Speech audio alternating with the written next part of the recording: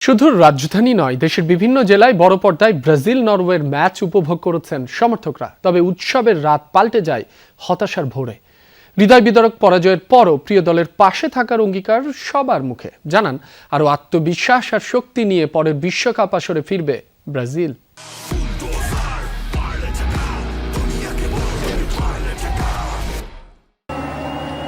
খেলা শুরুর বহু আগেই বড় পর্দার সামনে হাজির ব্রাজিল সমর্থকরা।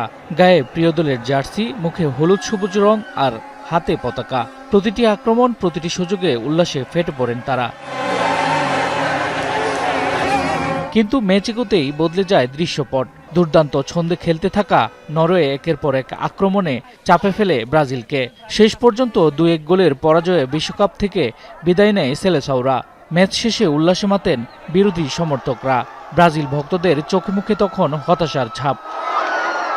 অনেক চান্স পাইছে, অনেক চান্স। এতগুলো মিস কেউ করে ভাই? 4-5টা গোল, ইজি গোল। আমাদের লাক ছিল না, লাক নাই, কিছু করার নেই। তবু প্রিয় দলের পাশে থাকার অঙ্গীকার সমর্থকদের।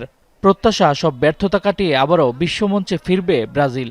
নেইমারের লাস্ট ওয়ার্ল্ড কাপ ছিল, ওর জন্য খুবই আফসোস থেকে যাবে। পরের প্রজন্ম হয়তো নেইমার আর পাবে না। খেলা যে কমই হোক, এনজয় করতে হবে। খেলাই হারে শেষ হলো সেলেসাওদের 2026 বিশ্বকাপের যাত্রা। তবে দেশের বিভিন্ন প্রান্তের সমর্থকদের আবেগ, ভালোবাসা প্রমাণ করল ফলাফল যাই হোক, ফুটবল উৎসবটাই আসল। শামস তাবরিজ উচ্ছ্বাস, যমুনা নিউজ।